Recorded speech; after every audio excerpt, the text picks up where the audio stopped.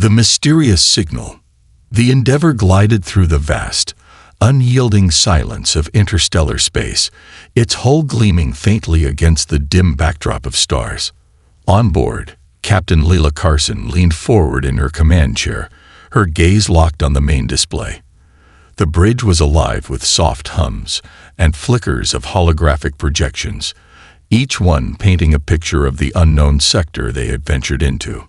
"Captain, the signal is growing stronger," announced Ensign Darrow, his youthful voice betraying a mixture of fear and excitement.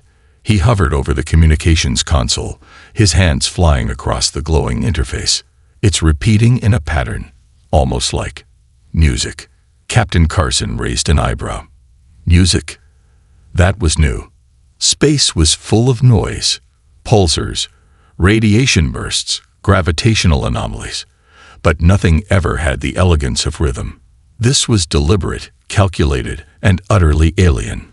Dr. Ilias Ventra, the Endeavour's lead xenolinguist, stepped into the light of the main console, his thin face illuminated by the soft glow of the hologram. He adjusted his glasses, a nervous habit he'd never outgrown despite their redundancy in an age of ocular enhancements. "It's not just music, Captain," he said, his voice low and thoughtful. "The intervals between the pulses follow a prime number sequence. It's an attempt at universal communication." Carson tilted her head, intrigued. "Prime numbers. A mathematical constant, something every advanced civilization might recognize." Elias nodded. "Precisely. Whatever's out there, they want to be found. The question is, why?" The bridge fell silent as the crew exchanged glances. Humanity had dreamed of this moment for centuries, proof of intelligent life beyond their own. And yet now that it was here, the implications were as thrilling as they were terrifying. Was it a peaceful invitation, a warning, or perhaps something they couldn't yet comprehend?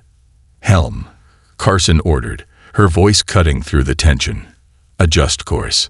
Take us closer to the source of the signal. Slow approach. Full sensor sweep." "Aye, Captain," replied Lieutenant Sarah Kane from the helm.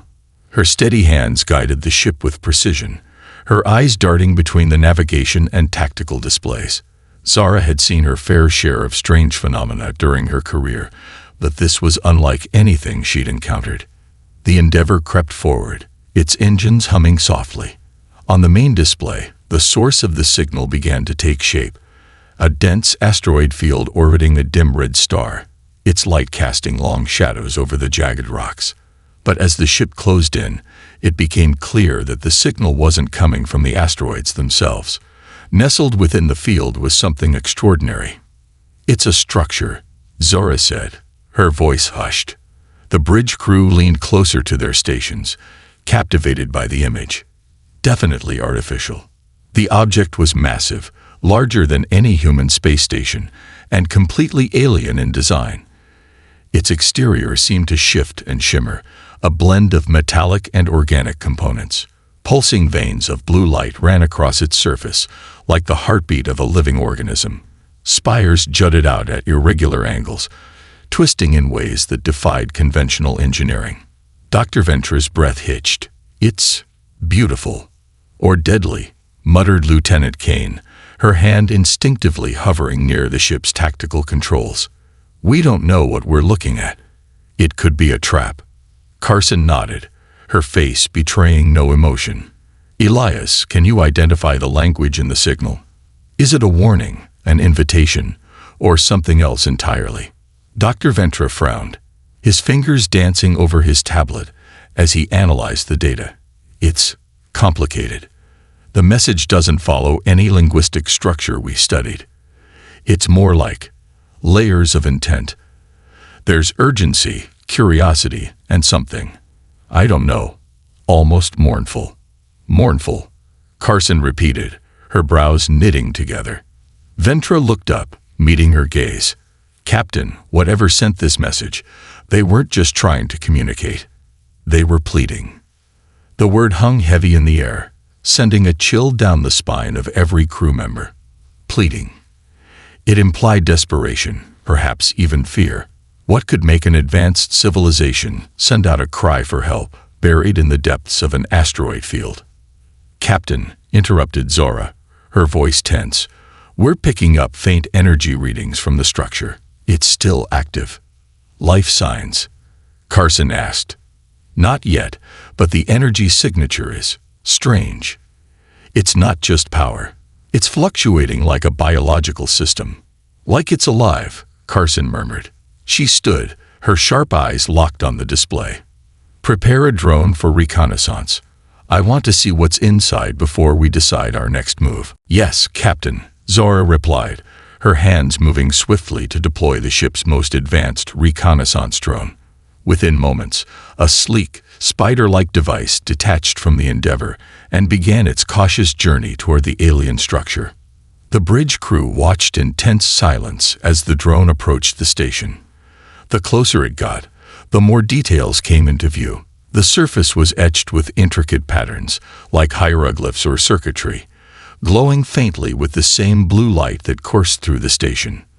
The drone's cameras transmitted the images back to the Endeavor, each frame more astonishing than the last. "There," said Ventra, pointing to a section of the station's outer wall. "That's an entry point." The drone's sensors confirmed it. A circular opening, its edges smooth and deliberate, as if inviting entry. The crew held their breath as the drone passed through the aperture, its lights cutting through the darkness within. The interior was vast and cavernous, filled with towering structures that seemed to hum with latent energy. And then, without warning, the signal stopped. "What just happened?" Carson demanded. "The signal's gone, Captain," Darrow reported, his voice trembling. "But the energy readings are spiking. Something's waking up." The bridge descended into controlled chaos as alarms began to blare. Carson's mind raced, her years of training kicking in. "Zara, pull the drone back. Darrow, prepare to jam any transmissions if this thing tries to communicate outside the sector." Before either could respond, the drone's feed flickered, replaced by a single, haunting image.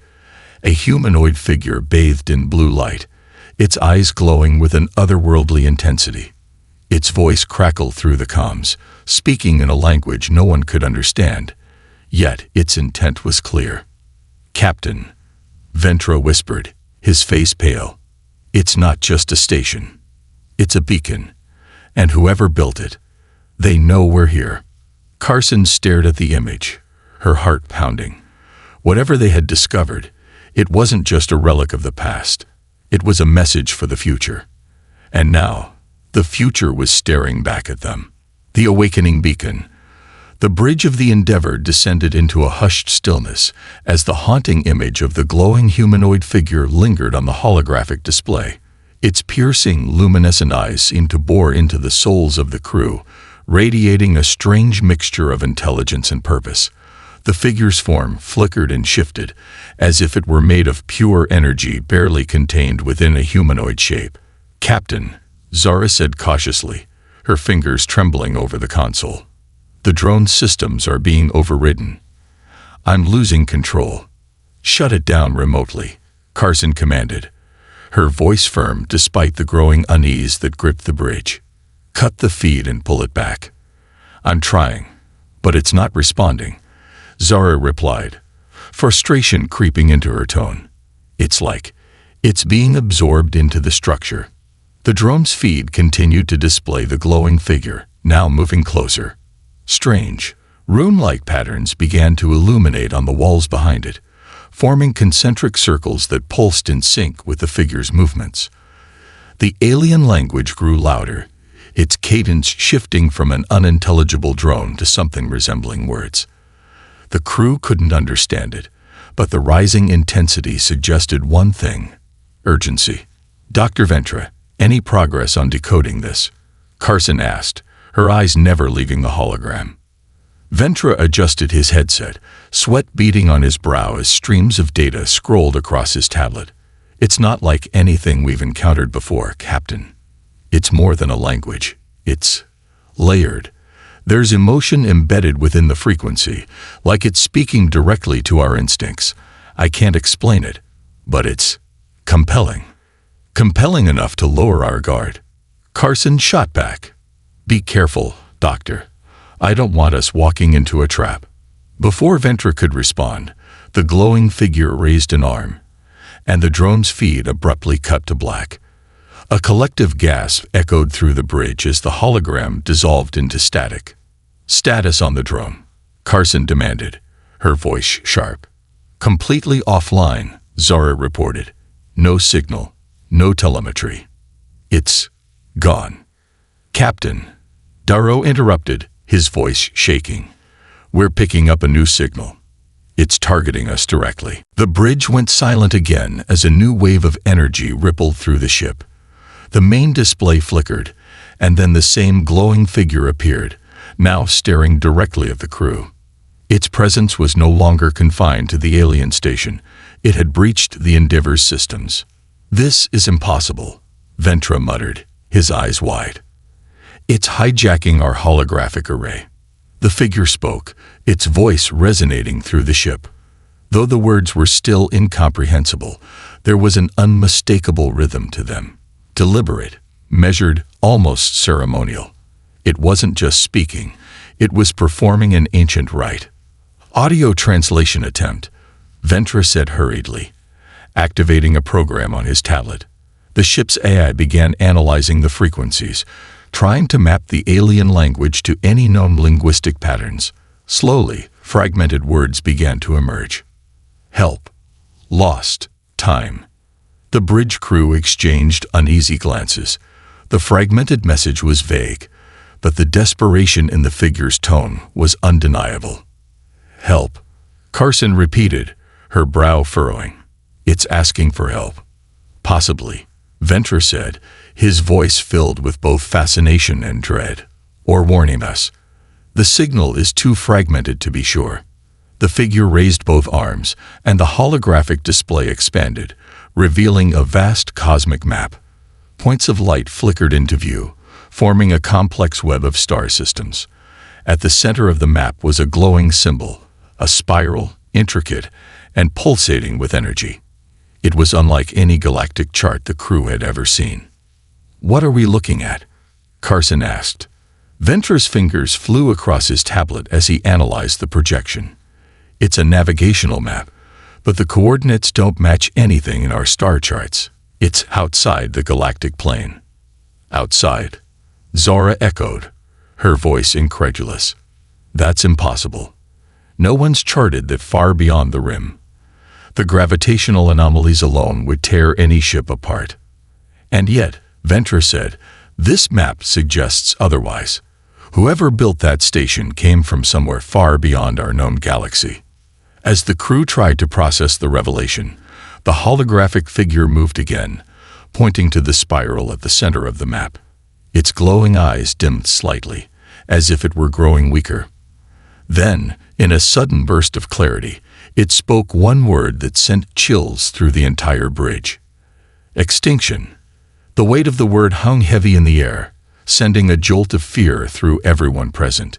Carson clenched her fists, her mind racing. Extinction. Whose extinction? Theirs? The builders of the station, or something far worse?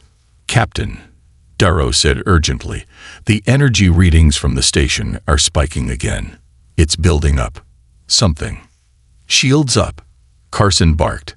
"Prepare for evasive maneuvers." The Endeavor's shields flared to life, a shimmering barrier of energy enveloping the ship.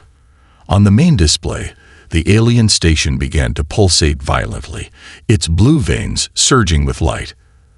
The crew braced for impact, but instead of an attack, a massive energy wave erupted from the structure, washing over the ship like a tidal wave. The lights on the bridge flickered, and for a brief moment, everything went dark. When the systems rebooted, the holographic map had changed. The spiral was now glowing brighter, and a new series of coordinates had been highlighted. "Did we just get updated directions?" Zara asked, her voice tinged with disbelief. "It looks that way," Ventra replied, his eyes glued to the display. "The station is giving us a destination. It wants us to follow this path and walk straight into the unknown," Carson said, her tone skeptical. "Captain," Ventra said, turning to face her, "we can't ignore this. Whatever built that station is trying to communicate with us. If this map leads to answers about the signal, about the word extinction, we have to follow it." Carson stared at the glowing map, her mind a storm of conflicting thoughts. The risk was enormous, but so was the potential reward. Humanity had always thrived on curiosity, on pushing boundaries no matter the danger. "Zara," she said finally, her voice steady, "plot a course to the new coordinates. Let's see where this takes us." The crew exchanged nervous glances, but obeyed without hesitation. As the Endeavour adjusted its trajectory, the alien station dimmed, its blue lights fading until it was little more than a shadow among the asteroids.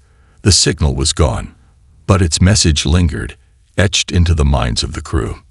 As the ship accelerated toward the unknown, Carson couldn't shake the feeling that they were being watched by something ancient, something powerful, and something that might just hold the key to humanity's survival or its doom. The unseen watchers. The Endeavour hurtled through the vast emptiness of interstellar space, its engines purring softly, a lone spark of life in an otherwise unending void. The coordinates provided by the alien station were plotted, and the course was set. The crew, however, remained restless. There was something deeply unsettling about being guided by an unknown force, one that had effortlessly taken control of their systems and left them with more questions than answers. Captain Leela Carson paced the bridge, her boots clicking against the polished floor. Her sharp gaze swept over the crew, each member busy with their tasks, yet visibly tense. The alien map still floated on the main display, its glowing spiral a constant reminder of their mysterious destination. "Status report," Carson said, breaking the uneasy silence. Lieutenant Zara Kane looked up from her console. "Course is locked, Captain. We're on track to reach the coordinates in approximately 16 hours. No anomalies detected, yet." Carson nodded and turned to Dr. Ilias Ventra, who was hunched over his station, analyzing the fragments of data left behind by the alien signal. "Anything new, Doctor?" Ventra shook his head, his brow furrowed. "The language is unlike anything we've ever encountered. It's not just communication.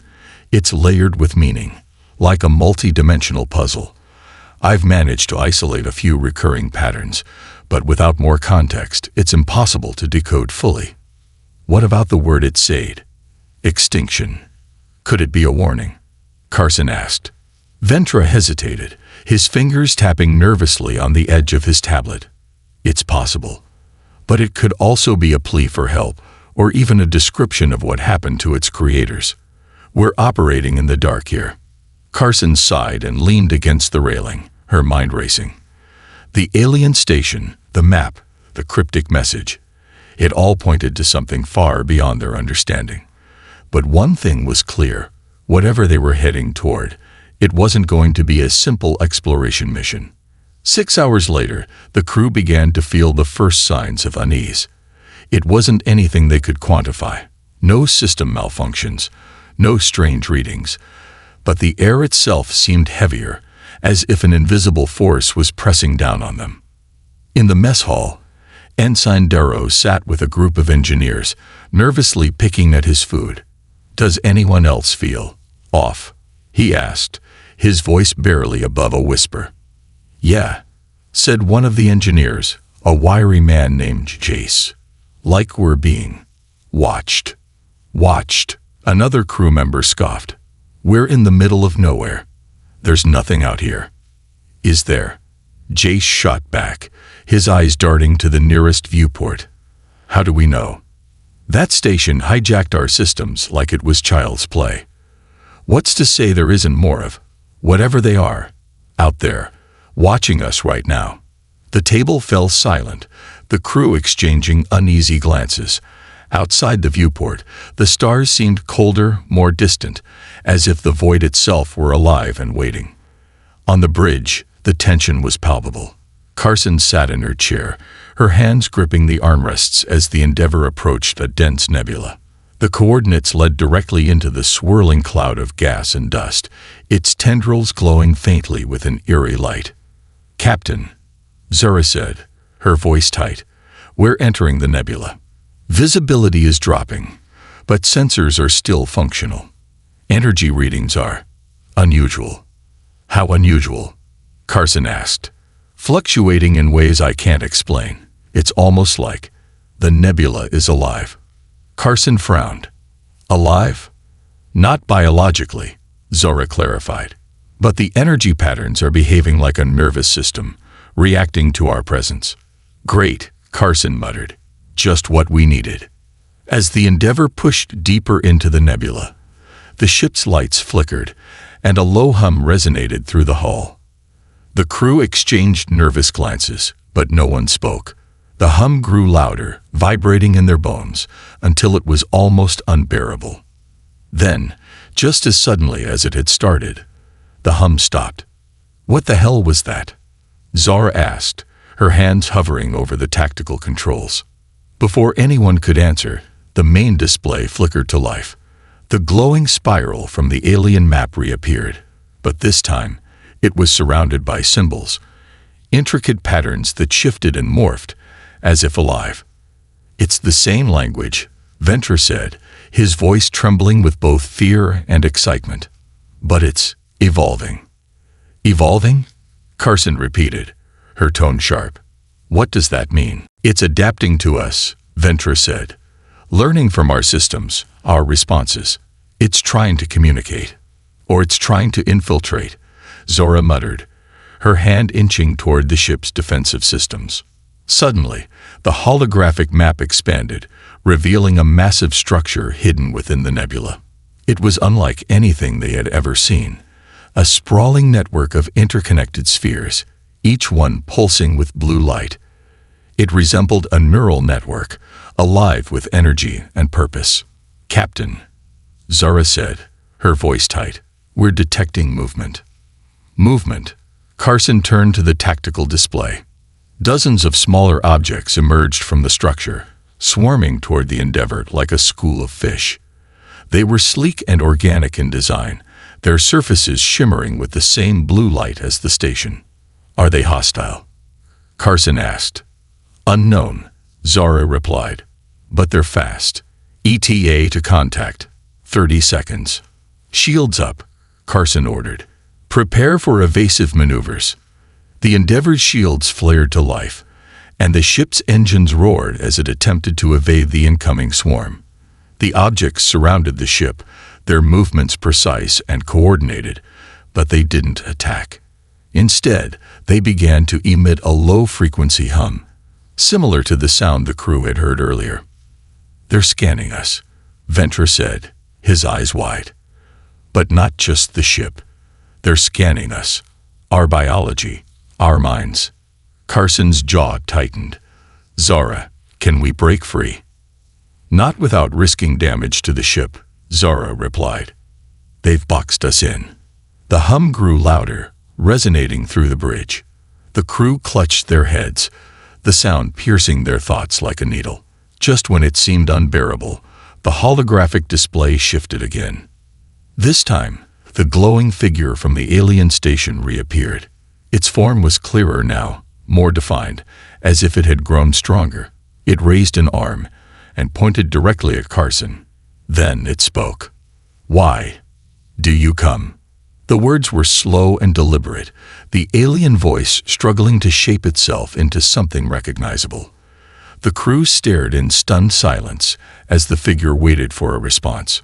Carson stepped forward, her heart pounding. "We came because of your signal. Who are you? What do you want from us?" The figure tilted its head, as if contemplating her question. Then it spoke again. "You are the last." The words sent a chill through the bridge, their meaning as clear as it was horrifying. The crew exchanged panicked glances, but Carson stood her ground. "The last of what?" she demanded.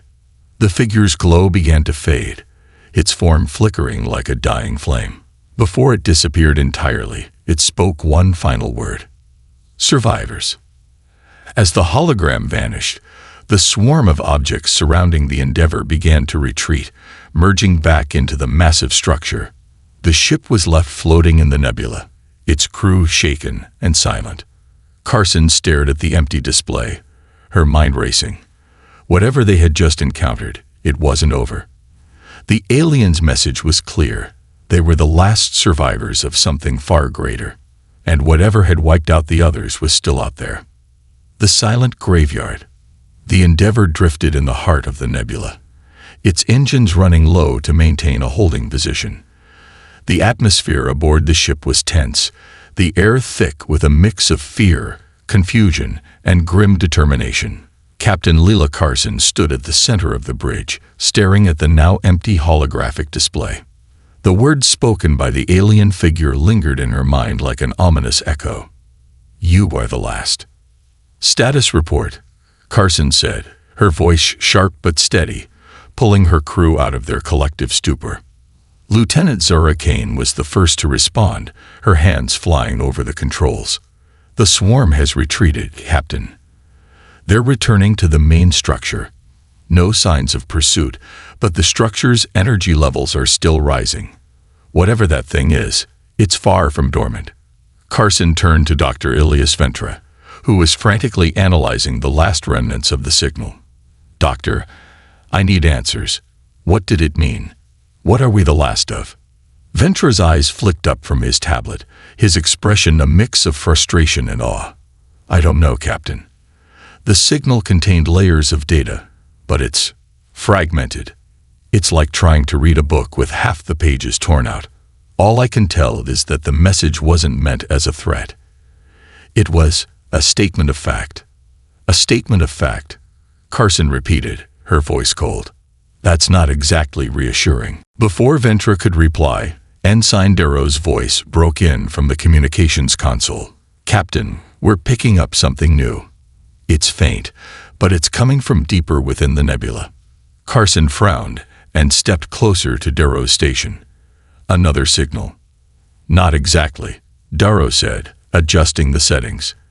"It's more like an absence, a void, a place where all signals just stop." The bridge went silent as the weight of his words settled over them. A void where all signals stopped. It was an anomaly unlike anything they had encountered. The nebula, already shrouded in mystery, had just become even more ominous. "Helm, plot a course toward the source of this void," Carson ordered. "But keep us at minimum speed. I want constant sensor sweeps and updates." "Yes, Captain," Zara replied, her fingers deftly guiding the ship toward the coordinates. The Endeavour moved cautiously through the swirling tendrils of the nebula, its exterior lights cutting through the misty glow. The deeper they went, the darker and quieter the nebula became, as if the ship were entering a forbidden realm. The faint hum of the engine seemed deafening against the eerie stillness. "Captain," Zara said after several tense minutes, "we're approaching the edge of the void. Sensors are struggling to penetrate it. It's like it's absorbing everything we send out." "Visuals?" Carson asked. Zara shook her head. "Nothing yet. The density of the nebula is increasing. It's almost as if it's trying to hide whatever's in there." Carson's jaw tightened. "Bring us closer. Slowly."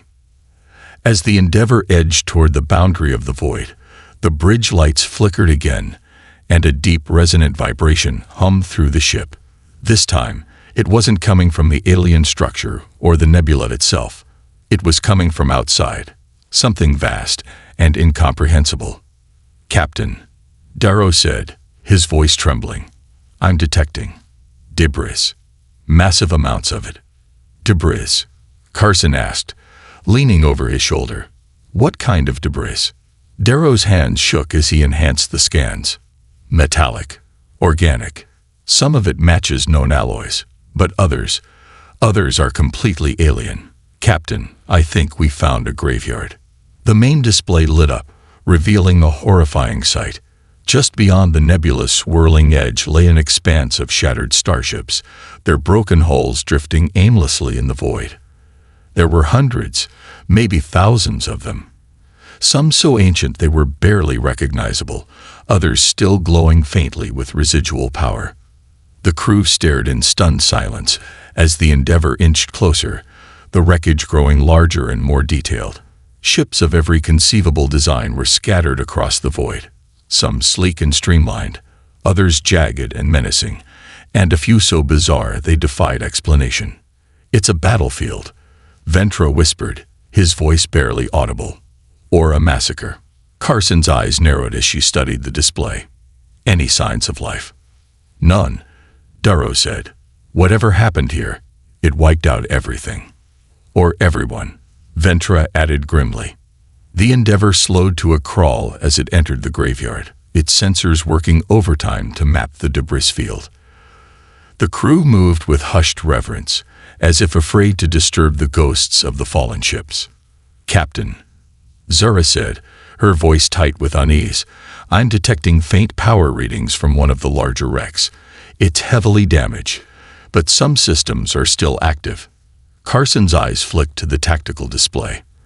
The wreck Zara had identified was massive, its design unlike anything in the human database. Its hull was covered in strange, spiked protrusions, and its surface shimmered with an iridescent sheen. It looked as though it had been torn apart by forces far beyond human understanding. "Could be a trap," Zara warned. "We don't know what we're dealing with." "Or it could be a chance to learn what happened here," Ventra countered. "If there's any data left in that wreck, it might hold the answers we need." Carson considered their options, her mind racing. The wreck was a risk, but the chance to uncover the truth about the void, and the warning they had received, was too important to ignore. "Prepare an away team," she said finally. "Ventra, you're with me. Zara, you have the bridge. Keep the ship on high alert, and be ready to extract us at a moment's notice." "Yes, Captain," Zara replied, her tone professional, but tinged with worry. Within minutes, Carson and Ventra were suited up and ready to board the wreck. The Endeavour shuttle carried them through the debris field, weaving between jagged fragments of starships that loomed like ancient tombstones. The silence was oppressive, broken only by the soft hum of the shuttle's engines. As they approached the alien wreck, its true scale became apparent. The ship was colossal, its ruined form stretching farther than the eye could see. Deep gashes in its hull revealed tangled networks of cables and conduits, some still sparking faintly with residual energy. "This thing is ancient," Ventra said, his voice crackling through the comms. "And yet, parts of it are still active. Whatever built this, they were far more advanced than us." Carson nodded, her eyes scanning the wreck for an entry point. "Let's hope they left something behind that can tell us what happened here." The shuttle docked with a jagged opening in the hull, and the airlock hissed open. Carson and Ventra stepped into the darkness, their suit lights cutting through the gloom. The interior of the ship was a labyrinth of twisted corridors and shattered machinery, every surface covered in alien markings that seemed to pulse faintly with an inner glow. "It's like the ship is alive," Ventra murmured, his voice tinged with awe. "Stay focused," Carson said, her tone firm. "We're here for answers." As they moved deeper into the wreck, the glow of the markings grew brighter, as if guiding them toward something. Finally, they reached what appeared to be the ship's command center, a vast chamber filled with holographic displays and alien consoles. At the center of the room was a single, intact device, its surface covered in the same glowing markings. "This must be it," Ventra said, stepping closer to the device. "If there's anything left of their data, it'll be here." Carson watched as Ventra activated the device, its glow intensifying until the entire chamber was bathed in blue light. Then, without warning, a new hologram appeared, a figure similar to the one they had seen before, but larger and more defined. The figure's voice echoed through the chamber, its tone somber and resonant. "Welcome, survivors." Carson and Ventra exchanged a tense glance. Whatever they had just activated, it wasn't just a data archive. It was a message.